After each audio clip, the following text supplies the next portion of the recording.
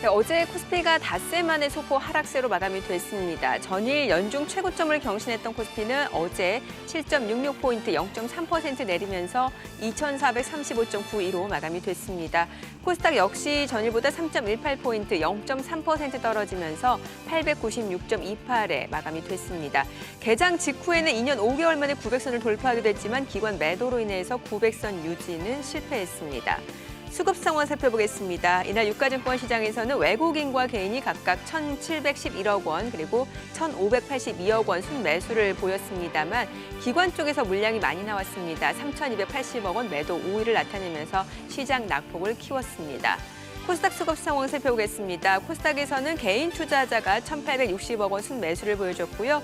기관은 코스닥에서도 매도 우위를 나타냈습니다. 1,408억 원 매도 우위, 외국인도 193억 원 순매도를 나타냈습니다. 이날 코스피 시가총액 상위 종목 가운데 현대차가 2% 넘게 강세를 나타냈고요. 현대모비스, 삼성바이오로직스, 셀트리온 등이 상승으로 마감이 됐습니다. 반면에 LG화학은 배터리 사업 부문 분사가 임박했다라는 소식이 전해지면서 5% 넘게 약세로 마감이 됐습니다. SK하이닉스, 네이버도 하락세로 마감이 됐고요. 삼성전자, 보합으로 장을 마쳤습니다. 업종별로 봤을 때 운수장비 섹터가 2% 강세였고요. 운수창고도 역시 2% 가까이 올랐습니다. 이 가운데 의약품, 기계, 건설업도 오름세로 마감이 됐습니다. 반면에 LG화학 급락으로 인해서 화학 섹터가 2% 업종으로 가장 큰 폭의 내림세를 나타냈고요. 전기전자, 유통 섹터, 통신업도 하락으로 마감이 됐습니다. 이날 코스닥 시가총액 상위 종목 가운데서는 CJ ENM이 또 7% 강세를 보여줬고요. CJN이 5% 넘게 올랐습니다. 알테오젠도 역시 오름세였고요. HLB도 2% 상승세였습니다. 반면에 카카오게임즈는 1% 넘게 떨어지면서 사흘 연속 하락으로 마감이 됐습니다. 이날 서울 외환시장에서 원달러 환율입니다. 전일보다 2원 90전 떨어지면서 달러당 1,176원 10전의 거래를 마쳤습니다.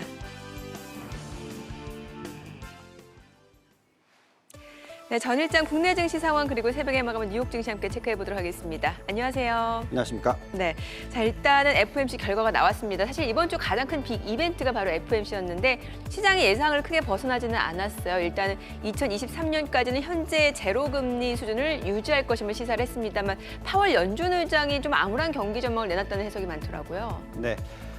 기본적으로 유동성 부여는 계속 이어질 것이고 네. 제로 금리는 앞으로 3년간 계속 이어질 것이다라는 얘기입니다. 이렇게 되면은 큰 변화가 없는데 전체적인 경제 성장률 전망에 있어서는 올해의 하락폭을 좀 작게 잡고 네. 또 내년에 상승폭을 좀 더 낮게 잡고 이렇게 해서 좀 더 평평해진 어떤 경제 성장률 얘기를 하고 있습니다. 이러면서 전체적으로 시장이 좀 조정 정세가 나타나고 있고요. 지금 나스닥이 어저께 또 다시 한번 1% 이상의 하락을 보였고 오히려 다우존스는 보합 그리고 또 중소형주들은 상승하는 모습을 네. 보여주고 있습니다. 그래서 최근 몇 주간의 흐름을 놓고 말씀을 드리면 나스닥이 지난주에도 한 4% 정도 하락을 했었고요. 또 오늘 이번 주에는 월요일, 화요일 상승을 했다가 하루 만에 또 반전하는 모습, 하락하는 모습을 보여주고 있습니다. 그래서 고점 대비해서 전체적으로 약 한 10% 정도 조정을 받았고 지금 옆으로 횡보하는 그런 모습을 보여주고 있어서 그러면 주간 단위로 지금 등락률을 좀 준비하신 자료가 있으니까 그 자료를 띄워보면서 좀 얘기를 해보면 좋을 것 같아요. 지금 보시면은 4%대의 하락폭이 지난주였고요. 또 그 전주에 또 4% 가까이 하락했었고 전체적으로 고점 대비 한 10% 조정 그리고 최근 월요일, 화요일 상승을 했다가 수요일 날은 또 1% 정도 하락. 그래서 큰 폭의 하락 이후에 반등 그리고 지금 또 다시 조금 하락. 그래서 횡보 장세가 지금 나타나고 있습니다. 자, 이런 식으로 옆으로 횡보하는 모습이 나오는 이유를 좀 생각을 해보면 답은 너무 많이 올랐다. 네, 그리고 여러 가지 차트들을 놓고 봤었을 때 좀 쉬어가야 된다. 이런 부분들을 말씀드릴 수 있을 것 같습니다. 특히 그 대표적으로 거품 논란이 있었던 성장주들 최근에 변동폭이 굉장히 커지고 있고 간밤 새벽에서도 이런 성장주들이 떨어지면서 나스닥이 1% 넘게 떨어졌잖아요. 네. 자, 몇 가지 차트들을 좀 보면서 말씀을 네네. 드릴게요.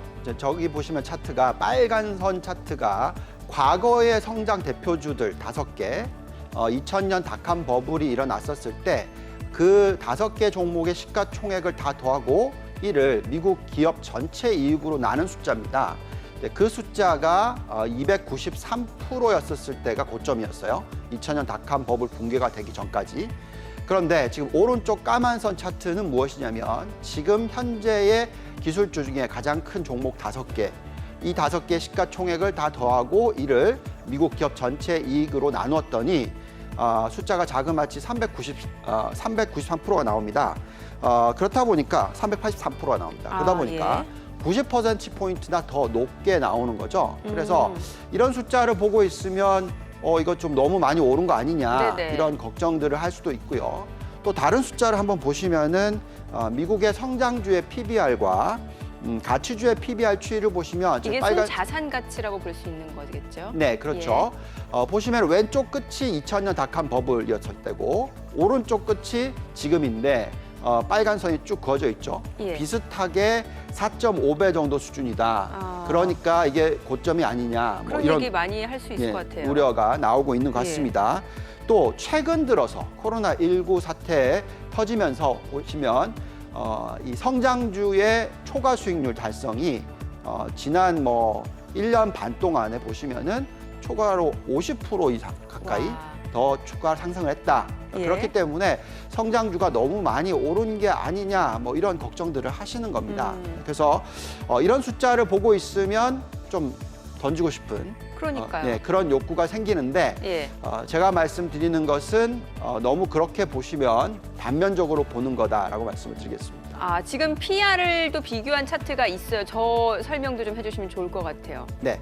자, 저 차트도 보고 있으면 성장주의 PER이 거의 35배 정도 가까이 와 있고. 이러니까 고평가 논란이 나오죠. 네, 그렇죠. 예. 그리고 녹색 선은 가치주인데 20배 정도밖에 안 된다. 예. 자, 이 숫자를 놓고 보면은 성장주가 거의 70% 가까이 프리미엄에 거래가 된다. 더 많이 높게 측정이 돼 있다. 이렇게 예. 생각을 할 수가 있습니다. 그런데 아까 말씀드렸듯이 이렇게 단면적으로 보기 어려운 부분을 대해서 좀 설명을 해드릴게요. 네네네.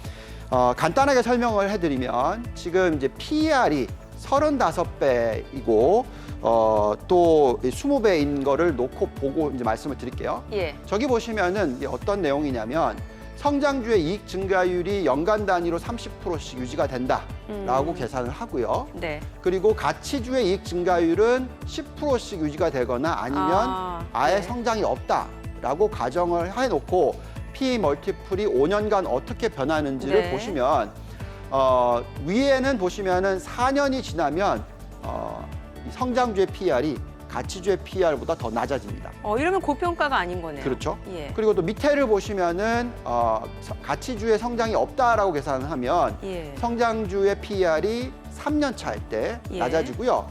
5년이 지나면 자그마치 할인율이 50%가 넘어갑니다. 즉 성장주가 가치주보다 50%나 더 싸 보인다. 예. 이렇게 될 수가 있다라는 거죠. 그렇기 때문에 결국은 가장 중요한 것이 이익 증가율이다. 이익 증가율이 높으면 높을수록 PER은 빨리 떨어지게 된다라는 것이고요. 자, 그렇다 보니까 우리가 지금 이제 이 패그 레이쇼라는 게 있어요. 예. 너무 자세하게 들어가기 용어니까. 어려운데 예. 간단하게 얘기하면 PER이 높은데 이 예. PER을 이익 증가율로 나눈 숫자입니다. 그래서 이익 증가율이 높으면 높을수록 이 패그 레이쇼는 떨어지게 되는 거죠. 예. 그래서 결론적으로 얘기하면 또다시 이익이 빨리 성장을 하면 네. PER이 빨리 떨어진다라는 걸 똑같이 보여주는 거예요. 그래서 그러니까 성장주겠죠. 네, 그렇죠. 자, 그런데 중요한 것은 우리가 맨날 들여다보는 이 9개 종목들 있잖아요. 예. 빵, 마갓 네. 이렇게 해서 페이스북, 아마존, 구글, 애플 등등등. 네. 요즘에 이제 줌 비디오까지 이 9개 종목의 5년 평균 성장률 예. 이를 연간으로 환산했을 때 네. 자그마치 얼마가 나오느냐? 74%가 나옵니다. 와, 특히 줌비디오 이익 증가율은 어마어마하네요. 어마어마하죠. 예.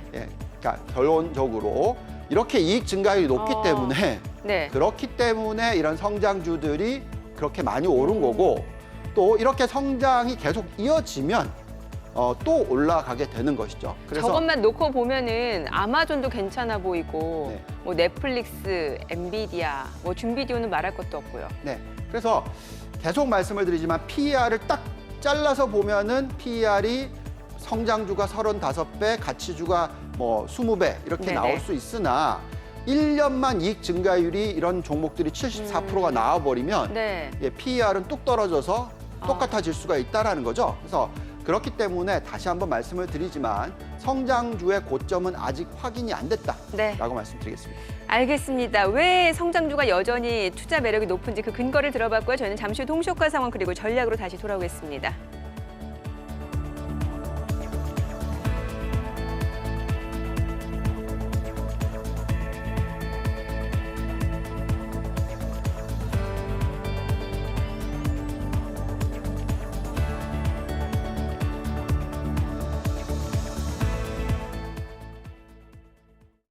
그럼 전문가 연결해서 개장 전 3분 전략 세워보도록 하겠습니다. 데일리머니 양종혁 수석 연결돼 있습니다. 수석님 안녕하세요. 네, 안녕하세요. 네, 간밤 뉴욕 증시가 연준의 저금리 방침에도 혼조세를 보였습니다. 나스닥과 S&P 500 지수는 전날보다 하락했고요. 다우존스 같은 경우에 소폭 상승하는 모습이었는데요. 특히 주요 기술주의 하락이 시장을 불안하게 하는 모습이었습니다. 그렇다면 전날 하락했던 국내 증시 오늘은 어떻게 전망하시나요? 네, 일단 미연준이 최소 2023년까지 제로금리를 유지하겠다는 뜻인데, 본래대로라면 미증시의 상승을 예상했겠지만 전반적인 이제 미국의 경제 활동이 코로나19 사태 이전 수준을 훨씬 이끌고 있기 때문에 경제 전망이 불확실하다는 파월 의장의 말에 미증시는 혼조세를 또 보여줬습니다. 어제 국내 증시는 미연준의 FOMC 회의를 앞두고 차익 실현 매물이 보이는 모습을 보였었는데 예. 일단 코스피 같은 경우에도 연고점 돌파를 앞두고 잠시 쉬어가는 느낌으로 하락해줬고 코스닥은 장중에 900선을 이제 돌파해 기준으로 했죠. 지속적으로 강한 개인들의 매수세와 더불어 외인들의 매수세 역시나 심심찮게 이제 들어와주고 있는데 글로벌 경제 회복이 지속적으로 이어지는 등 이제 이런 부분들을 봤을 때 국내 증시 또한 상승 모멘텀은 이제 충분히 존재한다고 볼 수 있겠습니다. 여기서 포인트는 이제 공매도 금지 연장을 하면서 외국인 투자자들이 국내 증시에 입찰을 해주고 있는 상황에 이걸 메우고 있는 게 이제 개인 투자자입니다. 하지만 이제 신용 융자 규모가 17조 원을 넘어서면서 이 자금을 개인들이 지속적으로 메울 수 있을까? 이 부분이 이제 장기적으로 봤을 땐 문제가 될 수 있다고는 하지만 예. 예탁금 규모로 봤을 때도 이제 단기적으로 별 악재가 없다면 문제가 이제는 없다고 볼 수 있겠습니다. 오늘 시장은 첫 번째로 개인들의 매수세가 다시 한번 증시를 견인해줘야 하고 이런 강력한 매수세가 들어온다면 양시장 상승 모습 기대해 볼 수 있을 것으로 보입니다. 네, 개인의 매매 동향 주목해 보셔야겠습니다. 수석님 그렇다면 오늘장 관심 가져볼 만한 업종은 어떤 게 있을까요? 네, 오늘은 일단 저번 주에도 이미 짚어드렸던 수소 연료 관련주 다시 한번 짚어드릴 겁니다.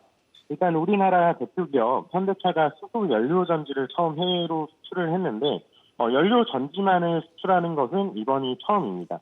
이미 지난 7월 수소 트럭 이제 엑시언트를 수출하기로 했고 이번에 연료 전지가 수출된 이유 중 가장 큰 하나가 연료 전지 안정적인 작동이 검증되었기 때문인데 이번 수출을 통해서 더욱 폭넓은 수소에 대한 이제 기대감과 우리 정부의 그린 유지제도 포함이 되면서 육성은 더욱 탄력을 받을 것으로 보고 있고요. 예. 아무래도 최근 주목을 받은 수소 전기차 기업 콜라를 둘러싼 논란이 현대차의 가능성과 성장성을 더욱 부각시킬 수 있다라고 이제 해석을 할 수 있겠는데 수소차는 사실 아직까지 현재보단 미래 산업에 가깝습니다.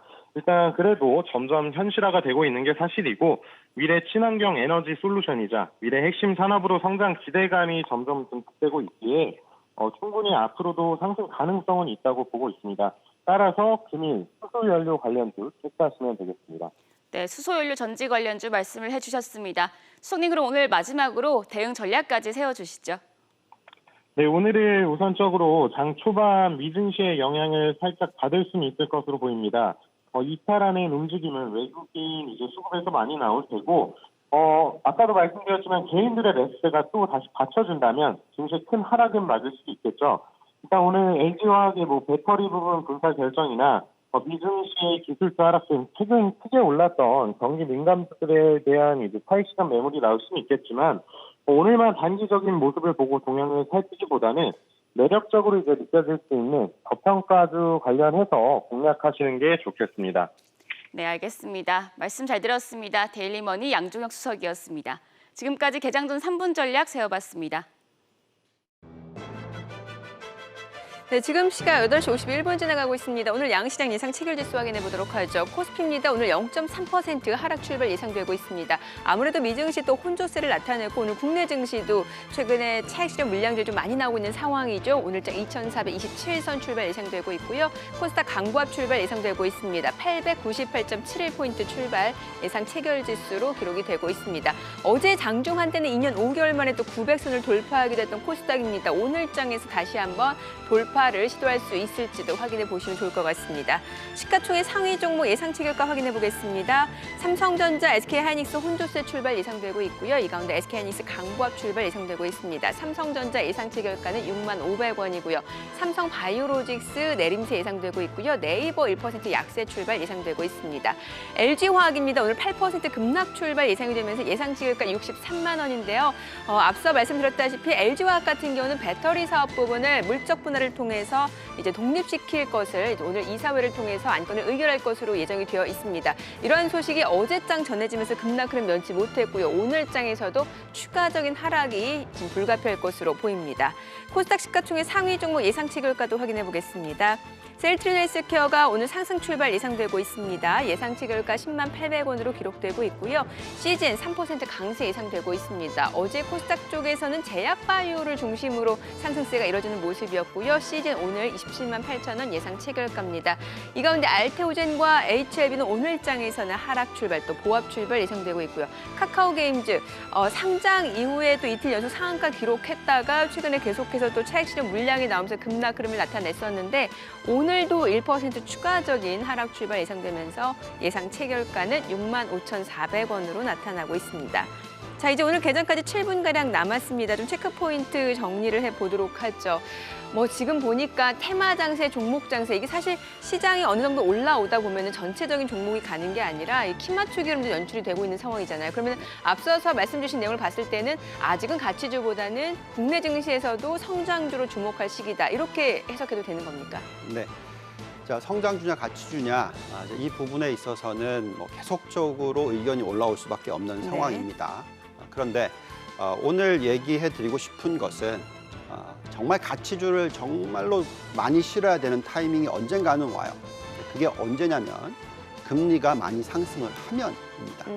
네, 지금 현재 시점에서 미 연준 발표 나왔잖아요. 네네. 2023년까지 금리 0% 만들겠다. 자, 이게 왜 중요하냐면 여기 지금 테이블이 올라오는데 지금 보시면 이제 PBR이라고 해서 자기 자본 대비 시가총액을 보는 거죠. 예. 네, 금리가 과거에 예를 들어서 5%일 때 하고 금리가 0%일 때 하고 또 기업 이익이 성장주 같은 기업들의 이익이 자기 자본 수익률이 15%일 때 하고 25%일 때 하고 이 두 가지 요소를 집어넣고 적절한 PBR을 계산을 해보면 과거에 금리가 5%, 6% 이럴 때는 1.5배 PBR이 적절했다면 예. 이제는 5배가 적절해진다는 거죠. 그 무슨 얘기냐? 주가가 200% 이상 더 올라야 된다.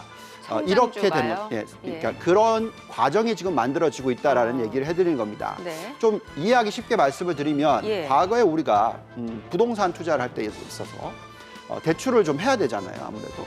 옛날에 저도 이제 대출을 해서 집을 사려고 할 때 금리가 6%였었을 때 하고 지금은 대출을 하면 2%대다. 그럼 그만큼 금리가 4%포인트, 3분의 1로 떨어진 거죠. 자, 그런 과정에서 집값은 얼마나 올랐나요? 네, 많이 올랐어요. 100%, 200%, 300% 이런 식으로 올랐다라는 거죠. 똑같은 논리를 주식에도 반영을 할 수 있다라는 것이고요. 그러니까 금리가 낮아지면 낮아질수록 성장주 쪽으로 돈이 몰리면서 더 올라간다라는 거네요. 그렇죠. 그렇게 되면서 계속적으로 낮은 금리가 유지될 경우에 이렇게 자산이 올라갈 수 있다, 자산 가치가 올라갈 수 있다라는 거고요.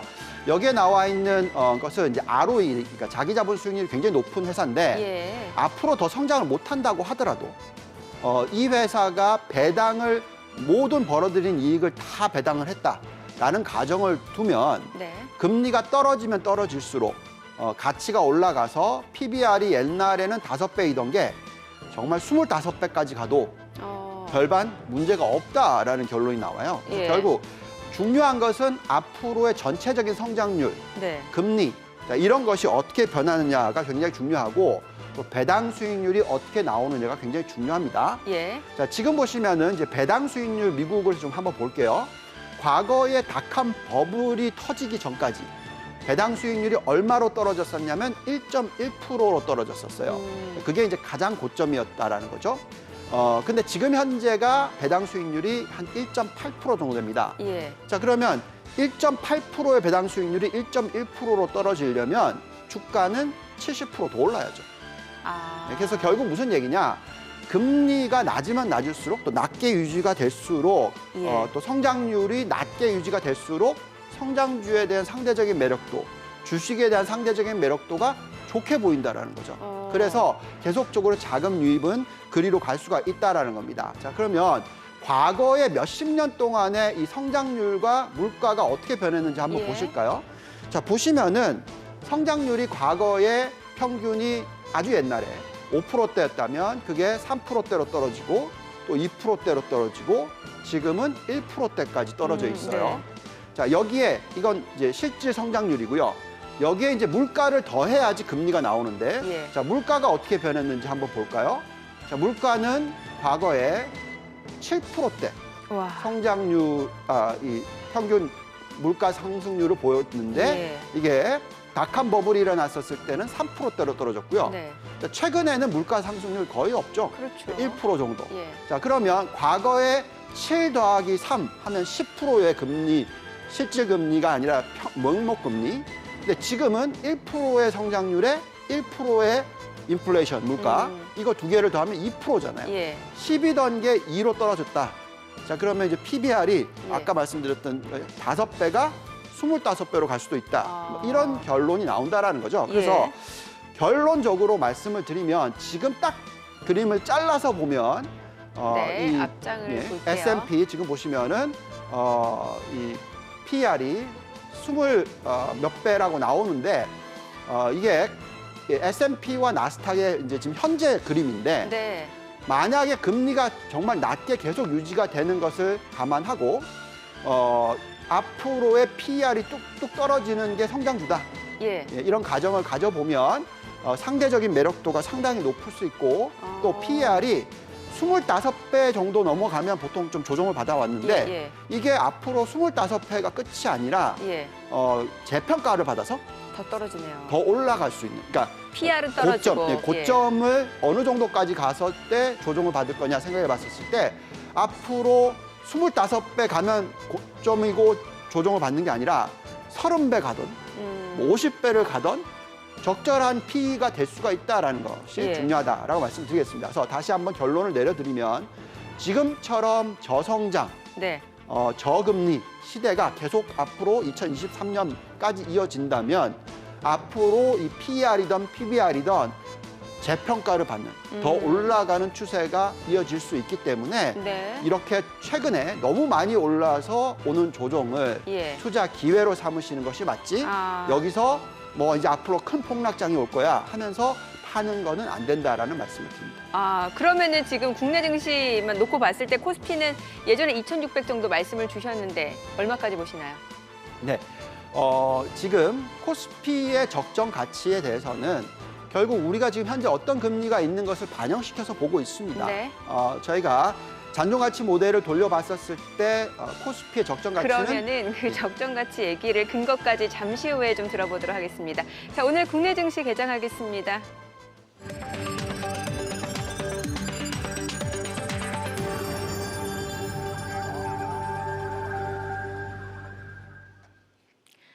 네, 9월 17일 목요일 개장이 됐습니다. FOMC 결과가 나왔습니다. 평균 물가 상승률 목표제를 도입하겠다라고 선언한 이후 처음으로 열리는 정례 회의였습니다. 시장의 예상을 크게 벗어나지는 않았어요.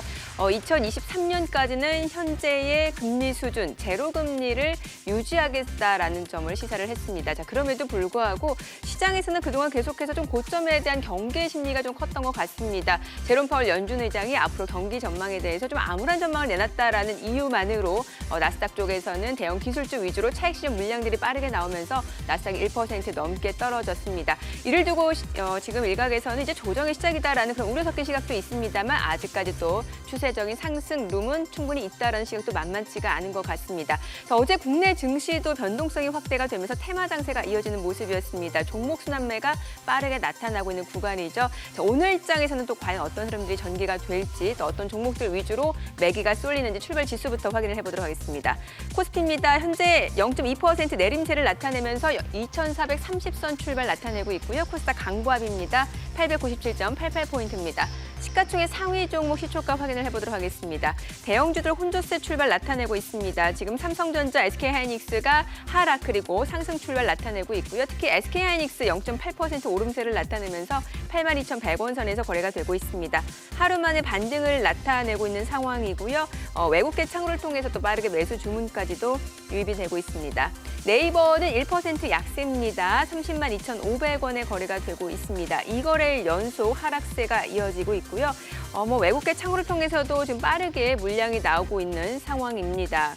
자, 그리고 LG화학 지금 배터리 사업 부분 분사하는 안건을 오늘 이제 이사회를 통해서 의결할 예정인데 이러한 소식이 전해지면서 어제 5% 넘게 떨어졌었고요. 오늘 또 추가적으로 하락세가 이어지고 있습니다. 4% 내림세를 나타내면서 지금 65만 9천 원 선에서 거래가 되고 있는 상황입니다. 다만 증권가에서는 중장기의 밸류에이션 확대는 굉장히 긍정적이다라는 평가를 내놓고 있고요. 디스카운트에서도 긍정적이다라는 그런 전망들이 많이 나오고 있는 상황입니다. 자, 그리고 오늘 보시게 되면은 혼조세를 나타내고 있는 상황에서 삼성생명, 기아차 상승세를 나타내고 있고요. 사실 어제장에서 자동차 관련 흐름도 굉장히 좋았습니다.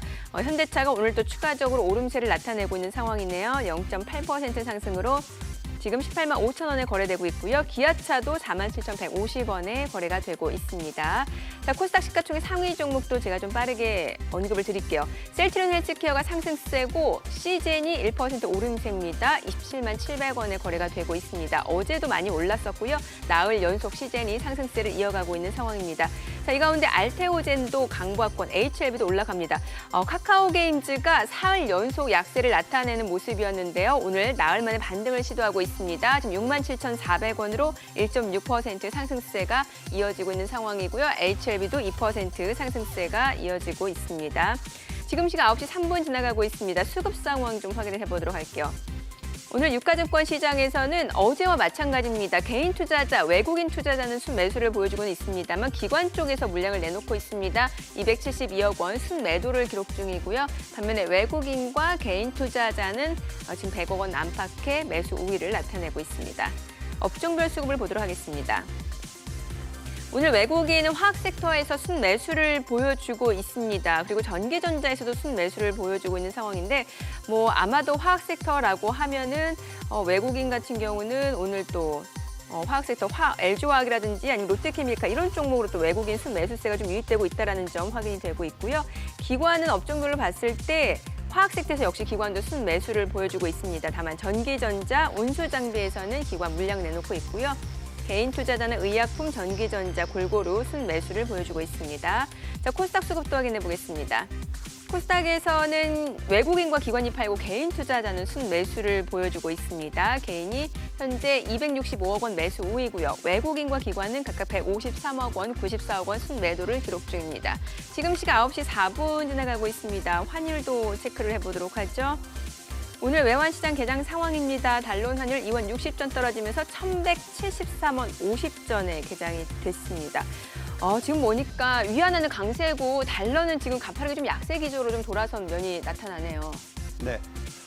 우선 지금 아까 말씀드렸던 이 전체적인 코스피의 상승 예. 이 부분도 결국 달러 원의 영향을 받죠. 네. 지금 벌써 원 달러가 1,180원이 깨져서 내려왔습니다. 그렇죠. 1,170원대로 지금 내려와 있어서 추가적으로 얼마나 더 원화가 절상을 할 것이냐에 따라서 외국인 수급의 변화도 있을 것 같습니다. 근데 중요한 것은 지금 아베노믹스가 끝날 수도 있다라는 얘기를 하면서 네. 엔화의 강세, 달러 대비해서 이 부분도 지금 같이 일어나고 있어요. 그래서 전체적으로 지금 흐름 자체가 한국에 대한 외국인들의 수급이 뭐 아주 좋아지는 그런 상황은 아닌 것 같습니다. 여기서 이제 추가적으로 더 떨어질 룸이 없다고 생각을 한다면 외국인들의 입장에서는 추가적인 매수는 좀 어려울 것 같은데 중요한 것은 국내 유동성이 더 중요하죠. 네. 자, 그 국내 유동성이 어디서 숫자가 나오냐면 아까 말씀드렸듯이 잔존가치 모델이라는 얘기를 해드렸잖아요. 이 잔존가치 모델을 봤었을 때 코스피의 상승 여력은 한 지금보다 10몇 프로 더 높은 한 2,600이 넘게 나와요. 네네. 그런데 이제 코스닥을 갖다가 똑같이 계산을 해보면 한 930밖에 안 나옵니다. 즉 지금 거의 900이니까 별로 상승 여력이 뭐 5%도 안 된다라는 거죠. 즉 이 가치주, 성장주 이렇게 구분해 봤었을 때 한국은 훨씬 더 또 성장주에 대해서 네. 멀티플을 더 주고 있다. 이번에 상장된 카카오 게임즈도 마찬가지죠. 예. 지금 현재 PER을 계산해 보면 뭐 아시겠지만 40배 뭐 이런 네. 숫자가 나오거든요. 네네. 우리나라 PER은 10배가 10배라는 건 아시죠? 예. 그러니까 얼마나 이 성장주에 대해서 가치를 많이 쳐주고 있는지가 나와 있습니다. 근데 이 부분을 해외 시장하고 좀 비교를 해보면 미국의 S&P 500과 나스닥의 상승 여력 잔존가치를 좀 띄워주시면 네. 지금 현재 시점에서의 이 상승 여력을 보시면은 S&P 500의 상승 여력은 한 11% 정도 나오고요. 네. 나스닥 100기업의 상승 여력은 26.6%가 나옵니다. 나스닥이 더 올라갈 수 있다는 거네요. 그렇죠. 그래서 결국은 지금 우리가 흔히 얘기하는 프리미엄을 주는 강도가 예. 우리나라는 가치주보다 성장주에 대한 프리미엄을 훨씬 더 주고 있고 미국은 좀 덜 주고 있다. 그래서 저희가 판단하기에는 지금 현재 시점에서 코스닥을 그렇게 좋아하시면 예. 나스닥을 좋아하셔야 된다라는 얘기를 해드릴 수가 있는 것 같고요. 네. 그렇기 때문에 지금 현재 시점에서 한국 증시도 추가적으로 상승을 할 수 있는 그런 유동성이 뒷받침되고 있다라고 말씀을 드리겠습니다. 네네. 자, 그리고 그 유동성하고 또 시장 상승 여력과 관련해서도 좀 준비한 자료가 있으시잖아요. 그 네. 내용도 좀 설명을 해주세요. 네. 예. 자, 지금까지 짚어드린 내용은 여러 가지 펀드멘탈을 가지고 네. 뭐 이익 증가가 어떻게 되고 또 PBR이 어떻고 ROE가 어떻고 이런 걸 가지고 이제 얘기를 해드렸는데 여기는 그냥 간단하게 유동성만 가지고 네. 도대체 얼마나 풀리면 얼마나 올라가느냐 이거를 보는 지표예요. 예. 자, 여기 지금 보시면은 이 미국의 유동성 수치를 계산한 방법이 M2 증가율, 맨날 많이 얘기하는 M2 증가율에 이 명목 GDP 성장률을 뺀 겁니다. 그러니까 초과로 얼마나 유동성을 많이 풀어놨느냐, 경제 성장률을 만들어내는데 이 숫자거든요. 네. 자, 이 숫자가 지금 파란색 선이고요.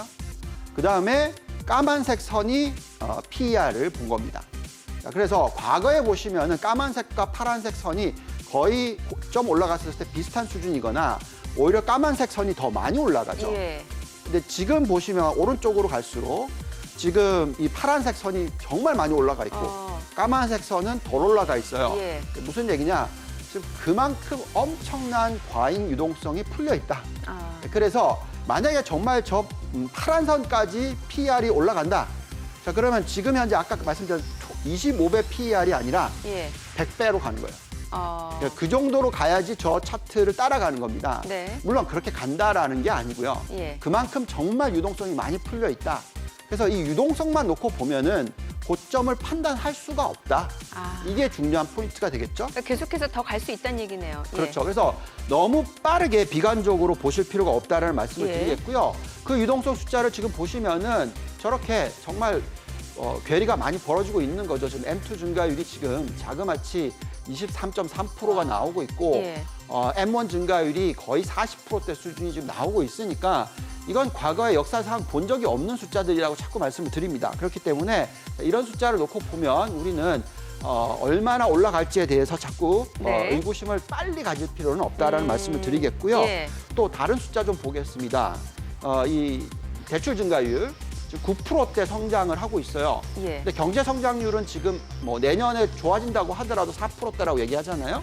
자, 그러면 대출 증가율이 2배 이상이라는 거죠.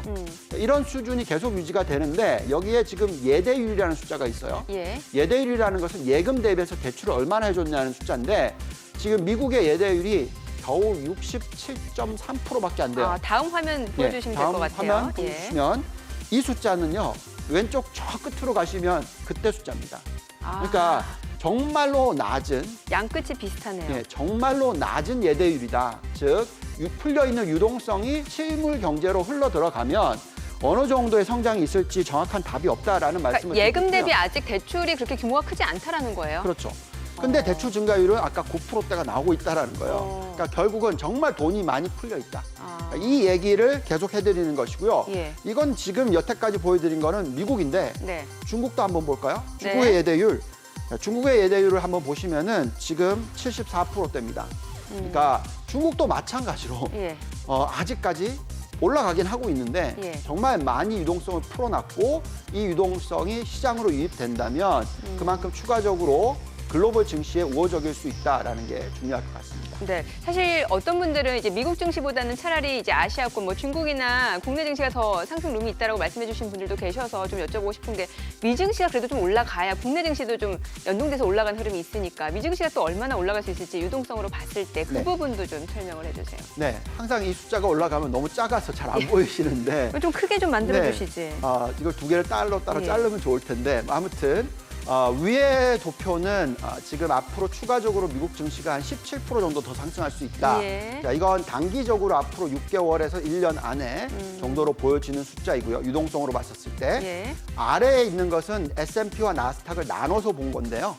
정말로 역대 최고점으로 간다 하면 지금 나스닥은 17,000포인트를 넘는 숫자, 예. 그리고 S&P는 4,600포인트를 넘는 숫자. 그러니까 지금 지수 대비해서 거의 S&P는 40%대, 나스닥은 60%대 초과로 상승을 할 수 있는, 계속 말씀을 드립니다만 저 숫자로 간다는 게 아니라 예.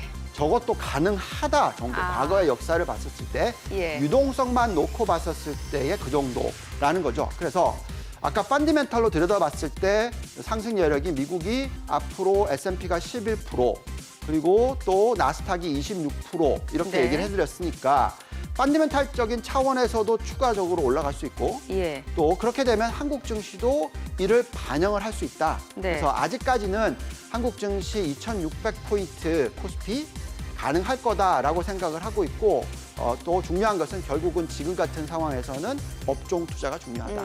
업종 투자. 그럼 업종 투자 좀 여쭤볼게요. 성장주하면 뭐 기존에는 뭐 플랫폼이라든지 아니면 2차 전지 이런 쪽 바이오 얘기를 주셨는데 최근에는 또 신재생 에너지 쪽으로 관심을 많이 가지시는 게 이게 또 정책 모멘텀도 있거든요. 네. 최근에 얼마 전에 이제 또 트럼프 대통령 나오셔가지고 이 민주당하고 이제 의견 충돌이 있었던 부분이 있는데 요즘에 미국이 참 여러 가지로 어렵죠. 예. 코로나 사태도 그렇지만 요즘에 산불. 캘리포니아가 산불, 맞아요. 완전히 예. 지금 뭐 공기가 너무 나쁘다. 예, 예. 너무 뭐 지금 소방관들이 뭐 산에 올라갈 수도 없다 이런 얘기 나오고 있어요. 네네.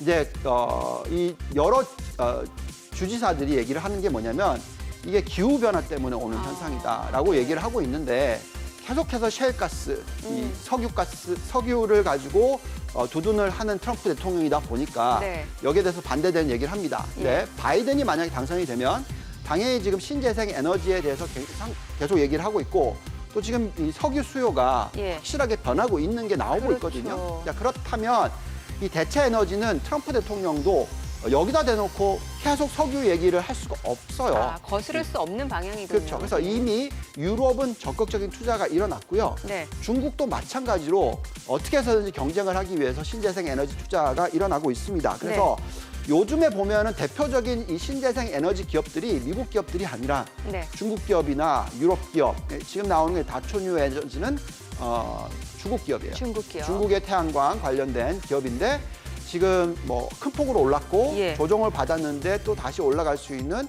그런 환경이 만들어지고 있어요. 네. 그리고 저희가 돌려보는 이 잔존가치 모델상의 상승 여력도 뭐 100%, 200%가 아니라 몇백 프로 뭐 이런 상승 여력이 나오고 있습니다. 그래서 아래 보니까 458%요? 네. 펀디멘탈로 보면 그렇다라는 거죠. 예. 그래서 결국은 지금 현 시점에서 우리가 여러 가지 업종들에 대한 상승 여력을 좀 들여다보는데 네. 우리가 지금 탑 10으로 뽑았던 ETF들이 있는데요. 예. 이 ETF들의 상승 여력이 거의 대부분 세 자릿수가 나오는데 네. 이 중에서 신재생 에너지의 ETF들이 정말 많이 포함이 돼 있어요. ETF 탑10 좀 보여주시죠. 네. 예, 리뷰입니다. 네, 지금 보시면은 쭉 보시면 여러 가지 ETF들이 있는데요. 하나씩 조금 설명을 해주세요. 잘 안 보여요. 그럴까요? 예. 네, PBD가 가장 높게 나오는데 이게 또 신재생 에너지 쪽이고요. 신재생. 또 좀 밑으로 내려오면 TEN이라는 게 있습니다. 예. 87% 나오는데 이게 태양광 ETF고요. 태양광. 더 밑으로 내려와서 PZD 한 70% 나오는데 이것도 신재생 에너지.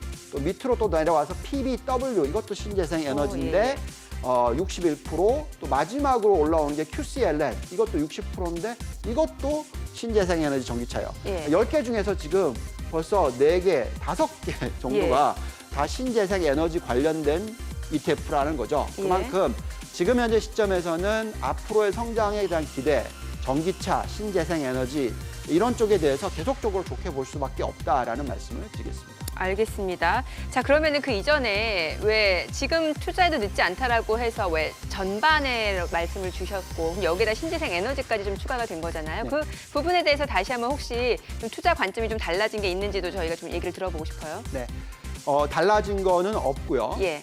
자, 전반에가 애가 에너지.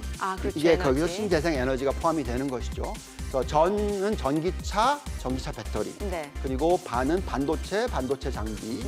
에너지, 신재생 에너지. 네. 그리고 이제 추가로 어떤 업종이 들어가냐면 언택트. 그러면 플랫폼 관련주인가요? 예, 그렇죠.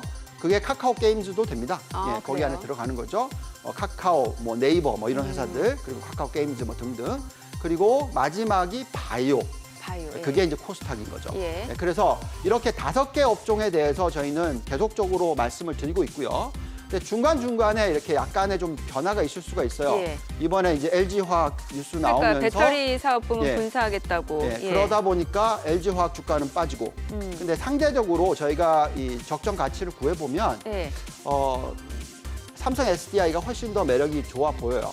LG화학보다는 상대적인 가치가 그렇다라고 말씀을 예. 드리겠습니다. 그래서 결국은 업종을 골라내고 어느 종목이 가장 좋은지도 골라내는 게 굉장히 중요하다. 그래서 여태까지 말씀드렸던 쭉 5개 업종이 있으면 그 업종 안에서 가장 좋은 종목을 골라서 예. 그 종목에 대해서 절반씩 투자를 하는 그리고 나머지 절반을 2등주, 3등주 이렇게 좀 분산 투자를 하시는 방법이 맞다라고 말씀을 드리겠습니다. 금은요, 금. 지금 달러 약세 기조가 이어지면 아무래도 이게 또 해지 차원에서도 금도 포트폴리오에 담아두는 게 좋다는 말씀을 주셨잖아요. 네. 자, 금 최근에 이 테크니컬 애널리스트들 이렇게 기술적 분석을 하시는 분들이 조만간 2,250불 간다. 이런 얘기를 하시면서 이제 금 또 질러야 된다. 이런 얘기들을 많이 하시는데 저는 금 가격은 올라갈 거라고 생각을 합니다. 네. 네, 기술적인 분석으로 계산하기는 어렵고요. 저희가 지금 바라보고 있는 아주 고점 금의 가격은 네. 한 2,500달러로 보고 있습니다. 근데 그거는 이제 장기적인 얘기를 자꾸 해드리는 거고요. 예. 지금 유동성인 M1 증가율 거의 40%대가 나오고 있으니까 어느 순간에는 아마 2,500불을 갈 것 같아요. 예. 근데 지금은 제가 볼 때는 여러 가지의 어떤 분산 투자가 중요하기 때문에 예. 항상 말씀을 드리지만 금을 가지고 어느 정도 헤징을 하고 또 헤징하는 규모를 전체 포트폴리오의 20% 정도만 가져가자. 더 많이 가져가면 좀 너무 힘들 수 있기 때문에 이 원자재 같은 경우에 변동성이 워낙 심해서 그렇죠. 예. 그렇습니다. 그래서 금에 대해서는 긍정적으로 보는데 어느 시점에서 2,250불, 2,500불을 갈지는 정확하게 모르고요. 천천히 상승을 한다, 우상향으로 보시고 일정 부분의 포트폴리오 20% 정도를 실어두시는 것이 좋다라고 말씀드리겠습니다. 네, 알겠습니다. 시장 전망 그리고 투자 업종까지 이야기 나눠봤습니다. 오늘 말씀 잘 들었습니다. 고맙습니다. 감사합니다. 네, 지금 시각 9시 20분 향해 가고 있습니다. 자, 외국인 오늘장에서 다시 지금 매수를 나타내고 있는 상황이고요. 최근에 또 어제도 많이 매수를 해줬고요. 외국인 최근에 나흘 연속 순매수를 보여주고 있습니다. 과연 어떤 종목들을 중점적으로 매수하는지 외국인 순매수 상위 종목 현재 주가 상황 보겠습니다. 삼성전자 오늘 약세고요. 현대차 2% 가까이 올라갑니다. 현대모비스 소폭 오름세고요. 신풍제약도 0.6% 상승 중입니다. LG화학 배터리 사업 부문 분사가 됩니다. 오늘 1% 약세. 그래도 어제 대비로는 낙폭이 다소 좀 줄어든 상황입니다. 자, 계속해서 외국인 순매수 상위 종목 현재 주가 상황 살펴보겠습니다. SK하이닉스, 기아차, 삼성바이오로직스, W게임즈입니다. SK하이닉스도 올라가고요. 기아차, 최근에 자동차 관련주는 굉장히 좋죠. 기아차 오늘도 2% 넘게 올라갑니다. 기아차 쪽에서 지금 코로나19 확진자가 10여 명가량 나왔다는 소식이 전해졌습니다만 그러한 소식은 또 주가에 충분히 또 악재로 반영이 되지 않고 있는 상황이고요. 오히려 이런 성장 모멘텀에 좀 주목을 하고 있는 분위기입니다. 삼성 바이오로직스 1% 내림세, W게인주도 하락이고요. LG 이노텍 16만 7천 원입니다. 자, 계속해서 기관 순매수 상위 종목 현재 주가도 보도록 하겠습니다. 현대차, 기아차, 세진중공업입니다. 현대차, 기아차는 외국인 기관, 지금 동반 러브콜을 받고 있는 대표적인 종목이죠. 세진중공업 내림세고요. SK하이닉스도 마찬가지로 외국인 기관이 사고 있습니다. 현대모비스도 마찬가지네요. 자, 그리고 기관은 NC소프트, 제일기획, 만도도 순매수를 했습니다. NC소프트 오늘 내림세고요. 제일기획도 하락입니다. 이 가운데 만도, 자동차 부품주죠. 2.7% 상승세 34,250원이고요. 현대차 우선주도 올라가고요. 두산중공업도 3.5% 강세 흐름이 이어지고 있습니다. 지금 시각 9시 21분 지나가고 있습니다. 시장 전체적인 흐름 다시 한번 좀 확인해 볼게요. 코스피입니다. 0.38% 내림세로 2,427선이고요. 코스닥 약보합권입니다. 895.49포인트 흐름 이어지고 있습니다. 9월 17일 목요일 개장 상황 전해드렸습니다.